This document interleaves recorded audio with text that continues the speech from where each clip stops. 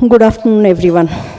I hope that the heavy lunch has not made you all sleep, because the topic that we are dealing is taking away our sleep.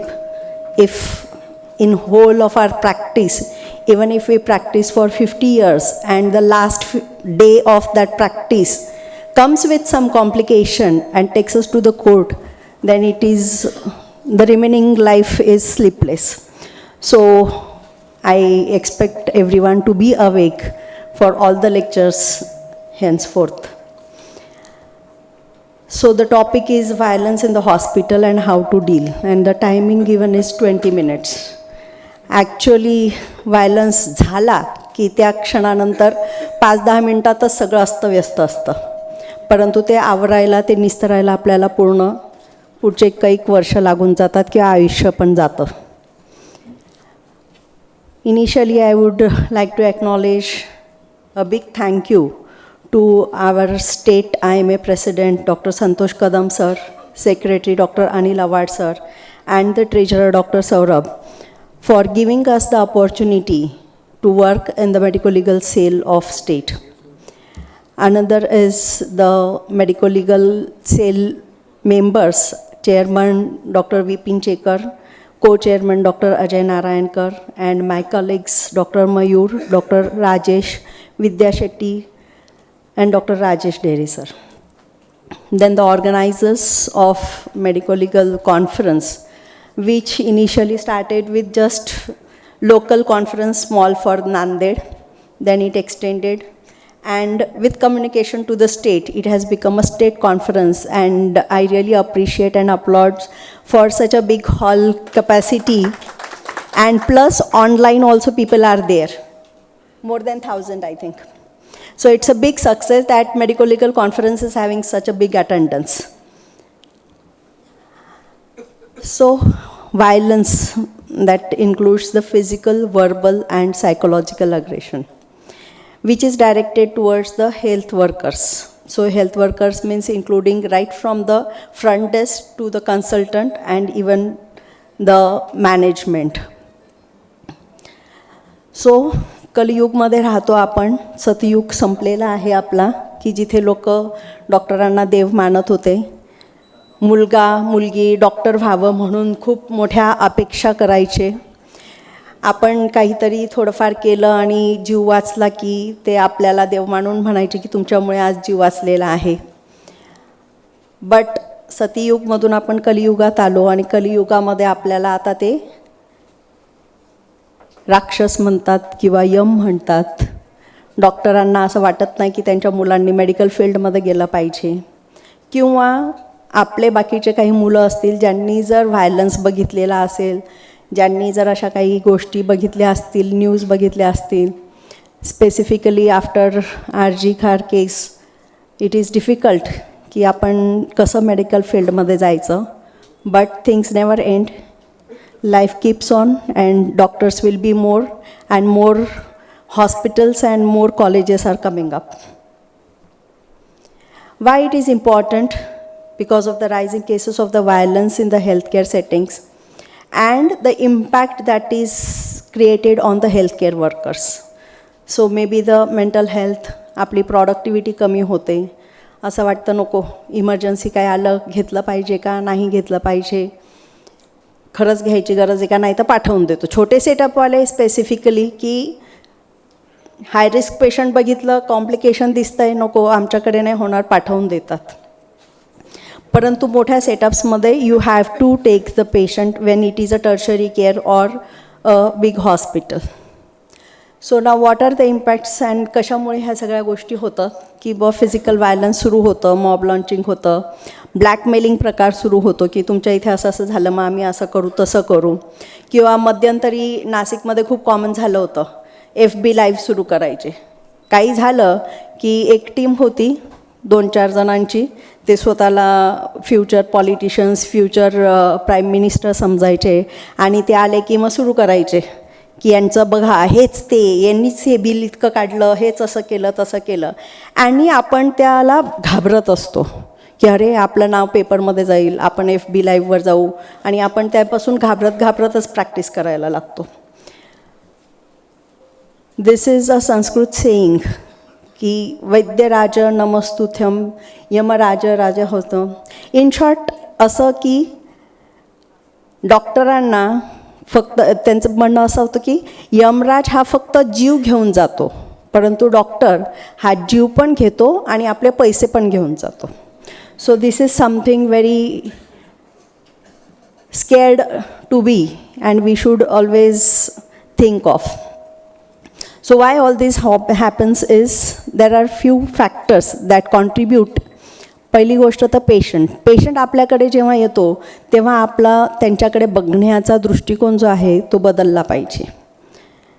की patient is coming because they are in pain, they are having some problem, आणि म्हणून त्यांचे जे काही किंवा घरामध्ये frustration असतं, मारामाऱ्या करतात, आणि मग रात्री 11-12 वाजता काहीतरी मारामारी केल्या म्हणून झकमा घेऊन येतात. किंवा बिईंग अ गायनेकोलॉजिस्ट आमच्याकडे पेशंट येते, तासभर झाले दातखिळी बसली, डोळेच उघडत नाही, हातपाय ढिल्ले सोडून दिले. सो ते एक स्ट्रेस असतो की बाईला जर मारहाण होत असेल तर ती थोडीशी हे होऊन जाते, तिला सपोर्ट सिस्टीम नाही राहत कोणी, आणि मग ते डिफेन्स असतं तिचं की न बोलणे, डोळे बंद करून घेणे, थोडा वेळ आपल्याकडे आणून शांत केलं, कम्युनिकेशन केलं, काउन्सिलिंग केलं की ती उठून बसते. तिला नंतर IV लावायची गरज नाही, ॲडमिशनची गरज नाही. So these things we have to understand. आणि OPDमध्ये पण जर खूप हेवी रश असेल तर त्याच्यामध्ये सुद्धा इमर्जन्सी कोणी आलं पेन घेऊन, पण नाही तुम्ही आत्ता आलात, तुमचा नंबर नंतर आहे, तुम्हाला नाही घेणार, असं जर त्या बाहेरच्या स्टाफने म्हटलं तर मग तिथे लगेच सुरू होतात भांडणं, किंवा नंबर लावल्यावरून भांडणं होतात. So communication not only of the doctor but even of the staff is important, की तिथून सुरू होतं. कधी कधी असं होतं की बाहेरचे किंवा ॲडमिट असलेले तर IPDचे स्टाफ नीट कम्युनिकेट करत नाही. मग तुम्हाला पण अनुभव असेल की पेशंट किंवा रिलेटिव्ह येऊन तुम्हाला म्हणतं, मॅडम तुम्ही तर चांगले आहात पण तुमच्या त्या याने असं बोललं आम्हाला. किंवा बिल भरायच्या वेळेस येतात, सगळं चांगलं झालं पण बिल जर भरायचं नसलं तर मग ते म्हणतात आम्हाला तर ते टॉयलेट स्वच्छच नव्हतं केलेलं, नाहीतर तुमचे बेडशीटच बदलल्या नव्हत्या, आणि त्याच्यामध्ये कोणीतरी डोकं फिरलेलं असलं की मग ते वादावादी सुरू होते, आवाज वाढतो. So you have to be aware of all this things whatever is going on. आणि मग त्याच्याने काय होतं की पेशंटकडे आपलं क्वालिटी केअर नाही होत, डिलेड ट्रीटमेंट होतं. म्हणजे असं काही इन्सिडन्स घडला की आपला तिथे वेळ जातो आणि मग पुढचे परत अजून त्रारंबळत राहतात. And mistrust is increasing. आणि मे बी आता मागे सत्यमेव जयते झालं होतं तेव्हा जेनरिक ड्रग्ज हे ते काय काय आलं होतं, किंवा डॉक्टरांचे काही लूप होल्स असतात ते बाहेर आले की मग लोकांचा ट्रस्ट नाही राहत. व्हेरी स्मॉल थिंग्स की सोनोग्राफी ह्या सेंटरलाच का करायची, दुसरीकडे केलं तर नाही चालणार का, मेडिसिन ह्याच मेडिकलमधून का घ्यायचं, मग तुम्हाला काही मिळतं का. सो हे त्यांच्या मनामध्ये जे काही चुकीच्या भावना रुजू होतात, we should be aware of all this. आणि इन्स्टिट्यूशनवर काय परिणाम होतो की त्यांचं मग सगळ्या गोष्टींचं की अवेअरनेस म्हणून, म्हणजे नाव people are not practicing to the there, म्हणजे पूर्ण ह्याच्यामध्ये नाही करत, एक डिफेन्सिव्ह येतं की नाही करून घे, हे काही निघालं नाही तरी चालेल. 4 इन्व्हेस्टिगेशन्स एक्स्ट्राच्या होतात बाकीच्या गोष्टी, आणि मग त्याच्यामध्ये पैसे पण जातो. आणि मग हॉस्पिटलमध्ये तुम्हाला ह्या सगळ्या गोष्टी पाहिजे असतात तर इक्विपमेंट कॉस्ट वाढतो आणि मग ते आपोआपच पेशंटवर जातं. लिगल लायबिलिटीज वाढत असतात. आणि रेप्युटेशनल डॅमेज जे आपण सर्वात जास्त घाबरतो, because of which we don't even give the complaints. So how we should avoid all this things. So त्याच्यामध्ये प्रिव्हेन्शन सर्वात महत्त्वाचं आहे की ट्रेनिंग अँड अवेअरनेस, म्हणजे आपल्या सगळ्यांचं ट्रेनिंग होणं गरजेचं आहे. Right from the receptionist to everyone who is communicating with the patient. So प्रत्येकाचं कम्युनिकेशन स्किल हे चांगलं असणं गरजेचं आहे. त्याच्यानंतर इम्प्रूव्ड इन्फ्रास्ट्रक्चर जर चांगलं असेल, सगळ्या गोष्टी व्यवस्थित असेल तर पेशंट पण थोडंसं हॅपी असतं की हां नाही इथे ह्या हॉस्पिटलला गेलो तर आमची चांगलं राहायची सोय होती, स्टाफ चांगला होता, बेडशीट बदलल्या होत्या, इक्विपमेंट्स चांगले होते. आणि त्याच्याकरता आपल्या पॉलिसीज पण आपण आखल्या पाहिजे. प्रत्येक हॉस्पिटलने whatever, whether it is a 5 bed hospital or a 50 bed hospital, you have to have some policies की हे अशा पद्धतीने असं असं आमचं आहे, आणि तशा पद्धतीने जर ते काम सुरळीत चाललं तर मग मला नाही वाटत की कधी असं व्हायलन्स होऊ शकतं. And besides all this things you need a support system. One person cannot do anything. तसंच व्हायलन्स पण वन पर्सन नाही करत, मॉब येत असतो, सगळे औषे गवशे सगळेजण येऊन हात साफ करतात, तसं असतं. तर सपोर्ट सिस्टीम आपल्याला पण आपली डेव्हलप केली पाहिजे. काउन्सिलिंग सर्व्हिसेस, पियर सपोर्ट, म्हणजे आपले कलिग्सशी आपलं कम्युनिकेशन चांगलं राहिलं पाहिजे. हेल्थकेअर वर्कर्सचं काय काय करायचं आहे. So recognizing early signs of aggression. आणि मला असं वाटतं की your sixth sense is there which tells you की काहीतरी गडबड होणार आहे. असं जेव्हा लक्षात येतं तेव्हा ते कुठे ब्रेकडाऊन करायचं आहे हे पण आपल्या लक्षात येत असतं. कोणाशी कम्युनिकेट करायचं. सो महत्त्वाचं कोण असतं, जसं सरांनी सांगितलं होतं आधीच्या टॉकमध्ये की बिल भरणारा माणूस कोण आहे, किंवा नातेवाईकांमध्ये विचारायचं की who is a decision maker. आणि मग ते डिसिजन मेकर जे असतात 2-4 जणं, त्यांच्याशी कम्युनिकेशन करणं गरजेचं असतं. किंवा कोणी जर तुम्हाला असं वाटलं की हे ॲग्रेसिव्ह होणार आहेत त्यांनाच आधी सांगायचं, म्हणजे मग ते पुन्हा प्रश्न विचारत नाही. रेस्टलेसनेस किंवा त्यांचं हॉस्टाईल बिहेवियर असं आलं लक्षात की त्यांना बोलवून घ्यायचं, त्यांच्याशी कम्युनिकेट करायचं, म्हणजे पुढच्या गोष्टी अवॉइड होऊ शकतात. Don't get panic. सो आपण कुठलं पण सिच्युएशन असलं तरी आपण त्याला कसं रिॲक्ट करायचं हे आपल्या हातात नक्कीच असतं. आरेला कार्य केलं की तिथे वाजणारच. त्याच्यामुळे शांत बसायचं, ऐकून घ्यायचं काय म्हणणं आहे, आणि मग आपलं काय बोलायचं असेल ते आपण सांगायचं. आणि असं कुठलंही आपल्याला वाटलं की something is going wrong, so keep your each and every document ready and updated. प्रत्येक गोष्ट सिक्वेन्सने सगळी लिहायची.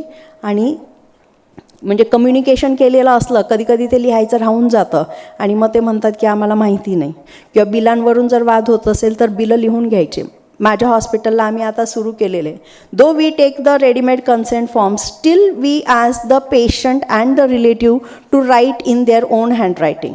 तुम्हाला जे सांगितलं, जे समजलं ते तुम्हाला जसं येईल तशा लिहा. मग ते स्पेलिंग मिस्टेक करू शकतात किंवा त्यांच्याकडून मराठी लिहिताना पण काहीतरी चुकीचं हे करू शकतं, but that is their responsibility. म्हणजे त्यांना ते समजलं होतं, त्यांनी ते ॲक्सेप्ट केलेलं आहे आणि ते लिहिलेलं आहे. So that consent is very important. आणि त्या कन्सेंटवर आपण पण सही करायची, वेळ पण टाकायचा, म्हणजे कम्युनिकेशन झालेलं एक दिसतं, डॉक्युमेंटेशन झालेलं दिसतं. आणि बाकीचं रेडीमेड कन्सेंट फॉर्म्स आपले दिलेलेच असतात की जे त्यांनी वाचलेले आहेत. आणि if planned surgeries are there, please give the consent forms when you plan the surgeries. त्यांना सांगायचं की हे ह्या तारखेला मिळालेलं आहे, त्याची तारीख सही घ्यायची. जेव्हा येतील त्याच्यानंतर परत सही घ्यायची before the surgery, so that the duration that they are getting, they have red that consent, they have understood that. त्यांना जर काही क्वेरी असेल तर ते गुगल करतात, पुन्हा विचारतात, म्हणजे मिसकम्युनिकेशनचा काही संबंध उरतच नाही. गायनॅक लोकांकरता फॉक्सीचे फॉर्म्स आहेत जे खूप चांगले आहेत, and that is very good to use. I have already told that staff behaviour आणि त्यांची सेफ्टी दोन्ही गोष्टी महत्त्वाच्या आहेत. So CCTV cameras with voice, audio visual दोघं पाहिजे, म्हणजे मग कोणाचं कम्युनिकेशन काय होतं ते कळतं. आपला स्टाफ जर चांगला बिहेव करत नसेल तर आपल्याला ते सुद्धा कळतं, आणि आपण त्यांना तिथेच थांबवणं गरजेचं असतं. So investigating staff training, hospital security. आता कधी कधी तर म्हणतात की असं काही झालं की बाउन्सर्स ठेवायचे का, पण बाउन्सर्स ठेवायच्या आधी जर आपलं कम्युनिकेशन स्किल चांगलं वाढवलं तर मग गरज पडत नाही. आणि culture for safety is important, communication with all is important. हे असे चार्ट जर आपण बाहेर लावले, व्हायलन्सशी रिलेटेड आपले जे काही सेक्शन्स आहेत, सो पीपल रीड दॅट. जर आपण इथे तोडफोड केली तर आपल्याला नॉन बेलेबल ऑफेन्स होणार आहे, इतकी फाईन लागणार आहे. जितकं आपण तोडणार आहे त्याच्या डबल आपल्याला पैसे भरावे लागणार आहेत. ह्या जर अशा गोष्टी आपण पोस्टर, जसं आपल्याला rights and duties of patient, doctors बिलाचं चार्ट लावायला सांगतात, तसा हा पण असा चार्ट जर लावला तर that becomes very easy. What is the role of IMA? Now IMA is conducting the conference for awareness of their members, IMA members. आणि मग त्याच्यामध्ये काय सरांनी ऑलरेडी म्हटलं की रश टीम फॉर्म करायची.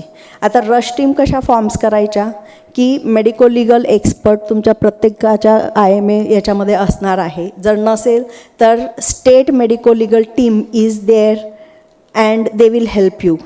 ॲट एनी 24/7 तुम्ही कॉल केला त्या नंबर्सला, जेवढे पण टीम मेंबर्स आहेत ते रेडी आहेत हेल्प करायला. त्याच्यासोबत प्रेसिडेंट, सेक्रेटरी आणि प्रत्येक फॅटर्निटीमधले 1-2 जण स्पेशालिस्ट की जे थोडेसे सिनियर असतील, जे हे बघतील की डॉक्युमेंटेशन नीट आहे का, पेपरवर्क नीट केलेला आहे का. आणि एरिया वाईज जर रश टीम केल्या तर मग त्याच्यामध्ये कसं असतं की जवळच 2 मिनटामध्ये 5 मिनटामध्ये पोचायला सोपं होतं. आणि आलं की 2-3 मेंबर्स 4 मेंबर्स आपले जमा असले तर समोरच्या मॉबला शांत करू शकतात. कधीकधी असं असतं की कोणीतरी ओळखीचं निघतं. प्रत्येक फॅमिलीमध्ये कोणीतरी डॉक्टर कडे जाणारे असतातच ते. सो ते ओळखीचे निघतात, रिलेटिव्ह निघतात. म्हणजे मग त्यांच्या थ्रू कम्युनिकेशन झालं तर तिथे लगेच शांत करता येतं and it becomes easy. So rush team formation is important. Then experts from all the fraternities you should take so that they will look after the documents. Medical legal person is important. Communication with the local authorities. आता local authorities म्हणजे आता आपल्या आपल्या police स्टेशनमध्ये कधीतरी जाऊन सहज visit देऊन यायची. PI कोण आहे किंवा तिथले कॉन्स्टेबल्स कोण आहेत, त्यांचे रिलेटिव्ज असतात, पेशंट्स असतात, त्यांच्याशी आपला रॅपो चांगला ठेवायचा. किंवा कमिशनर आणि ACPs वगैरे असतील त्यांना फंक्शन्सला बोलवून घ्यायचं.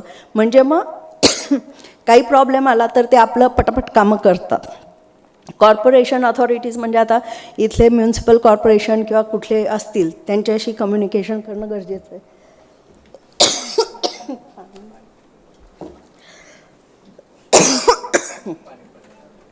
Sorry, thank you.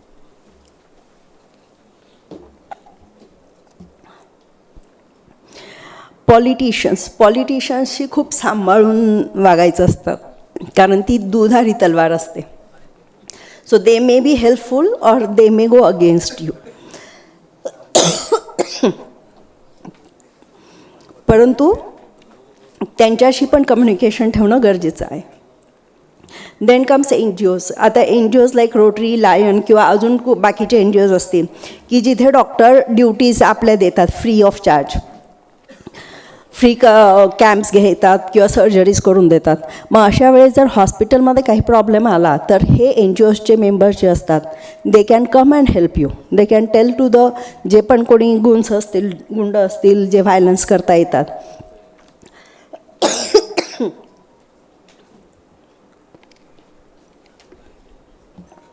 These are the police stations of Nanded. So police स्टेशनच्या ज्युरिडिक्शनप्रमाणे आपण कुठल्या पोलीस स्टेशनच्या अंडर येतो ते बघायचं. त्या एरियामध्ये किती डॉक्टर्स आहेत, किती कलिग्स आहेत, आपले प्रॅक्टिशनर्स ते बघायचं. त्यांचं कधीकधी आपलं गेट टुगेदर ठेवून घ्यायचं, सहज चहाला म्हणून व्हिजिट करायची. कधीकधी असं होतं की आपल्या एरियाच्या जवळच कोणाचं तरी झालेलं असतं पण आपल्याला माहितीच नाही राहत. आपण दुसरं दूरच्याला विचारतो, अरे कुठे आहे, यांचा ॲड्रेस काय आहे. So one should know who are near by you. आपलं कुठल्या पोलीस स्टेशनच्या हद्दीमध्ये येतं ते पण बघणं गरजेचं आहे. So thank you Anil for providing me with these names of the police stations. So concluding with all this, that hospital violence is pressing issues that demands the attention. आणि त्याच्यामुळेच मला असं वाटतं की आजच्या मेडिको लिगल CME करता लास्ट बेंचपर्यंत full झालेला आहे. Because we are afraid of. But this CME is not to make you afraid, but to make you all aware की आपण prevention is better than cure. So preventive measures आपण काय काय घेऊ शकतो ह्या सगळ्या गोष्टींचं ह्याच्यामध्ये आहे. There is one thing I would like to mention. ते माझं हे PDF ओपन करून द्या ना. So before saying thank you I would like to ते PDF ओपन करा.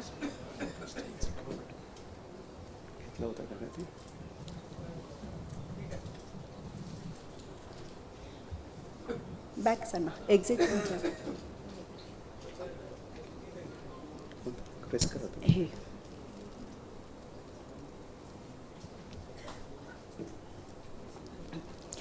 Medico-Legal Society of India is an association of the doctors, lawyers, so who are more interested in the medico-legal aspects, and the founder member is Dr. Rajiv Joshi from Pune, and he is doing tremendous work for this Medico-Legal Society of India. So असं लक्षात आलं की काही mishap झाला, sudden accidental death झालं किंवा काही झालं, तर त्याच्यामध्ये कधी कधी आपल्याला माहिती असतं की कॉज ऑफ डेथ काय आहे. सो वन कॅन सर्टिफाय, परंतु just because law says that की नको काही कॉम्प्लिकेशन किंवा मेडिक्लेमवाल्यांना म्हणा किंवा पॉलिसी करता आपल्याला PM करणं गरजेचं आहे आणि सरळ PMला पाठवून देतात. परंतु वर्ध्यामध्ये असं त्यांनी police department has worked out आणि असं लक्षात आलं की याच्यामुळे काय होतं की अननेसेसरी PMचं बर्डन वाढत असतं आणि मग त्याच्यामध्ये काय होतं हे ते, आणि कधी कधी नातेवाईक पॅनिक होतात. आता समजा लहान मुलाचा ॲक्सिडेंट झाला, हेड इंजुरी आहे, you know that it is because of the head injury, आणि तरी पण त्यांचं PM करता जर पाठवायचं म्हटलं तर नातेवाईक म्हणतात मग एवढ्याशा मुलाचं कुठे PM करायचं. नंतर ते आधीच त्यांची मानसिकता खराब झालेली असते आणि ती बॉडी घेऊन फिरणं वगैरे. So there are few things where we can avoid doing PM, पण त्याच्याकरता इझी वे नाही आहे. त्याच्यामध्ये काही फॉर्म्स आहेत जे आपण भरले पाहिजे.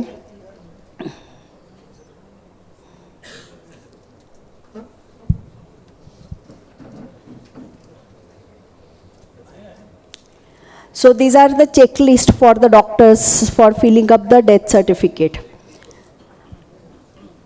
ह्याच्यामध्ये सगळ्या गोष्टी बघणं गरजेचं आहे. म्हणजे आपण कुठल्या ह्याच्यामध्ये सर्टिफाय करणार आहे सेक्शन्समध्ये. त्याच्यानंतर कॉज ऑफ डेथचं जे सर्टिफिकेट आहे ते आपलं कुठलं आहे, फॉर्म 4A आहे की 4B आहे, आणि तो आपण भरून द्यायचा आहे. तर मग त्याच्यामध्ये काय असतं की फिजिकल एक्झामिनेशन करायचं आहे, डेथ डिक्लेअर करायची आहे आणि कॉज ऑफ डेथ बघायचं आहे. सो कॉज ऑफ डेथ आपल्याला केस हिस्ट्री आणि एक्झामिनेशनवरून करतं का ते बघायचं आहे. ह्याच्यामध्ये भरपूर क्वेश्चन्स आहेत जे आपल्याला टिक करायचे आहेत, आणि हे जर आपण करत राहिलो तर आपल्याला फायनल कन्क्लुजन येतं की आपण काय कॉज ऑफ डेथ देऊ शकतो. तर असे फॉर्म्स हे एक डॉक्टरने भरायचं आहे, एक नातेवाईकांनी भरायचं आहे, नातेवाईकांकरता एक वेगळी क्वेश्चनेअर आहे, आणि एक पोलीस डिपार्टमेंटने भरायचं आहे. So when all this things are filled up आणि त्यांच्या ह्या सगळ्या गोष्टींवरून जर आपल्याला प्रत्येक गोष्ट बरोबर टिक करून आणि करता आली तर त्याच्यामध्ये परत एक NOC असतं. So relatives will give 1 NOC in 2 copies 3 copies, ज्याच्यामध्ये एक डॉक्टरकडे असेल, एक पोलीस डिपार्टमेंटकडे असेल आणि एक नातेवाईकांना, की बुवा आम्हाला PM करायचं नाही आहे आणि असं कॉज ऑफ डेथ आमच्या दृष्टीने आहे ते आम्हाला मान्य आहे. पोलीस डिपार्टमेंटने पण तसंच 3 फॉर्म्समध्ये भरून द्यायची आहे NOC, आणि डॉक्टरांनी पण. आणि मग हे सगळं एकत्र करून we can reduce the PM, number of PMs and the agony of the relatives, असं काही झालं तर.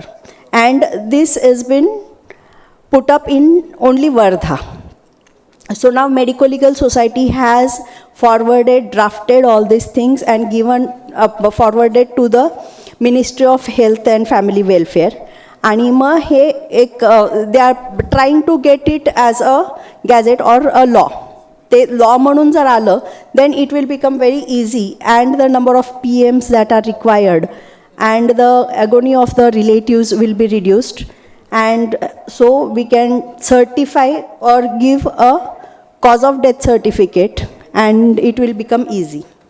So अशा पद्धतीने आपण एक रश टीम फॉर्म करणं, आपलं कम्युनिकेशन स्किल आपल्या कलिगशी, आपल्या लोकल बाकीच्या बॉडीज, पोलीस स्टेशन्स आणि कॉर्पोरेशनशी चांगलं ठेवून, पॉलिटिशियन्स आपले आपले नगरसेवक त्यांना काही याला बोलवायचं, त्यांच्यासोबत कम्युनिकेशन ठेवलं तर ह्या सगळ्या गोष्टी आपण व्हायलन्स जे काही होत असेल हॉस्पिटलमध्ये ते नक्कीच अवॉइड करू शकतो असं मला वाटतं. And thank you. थांबते.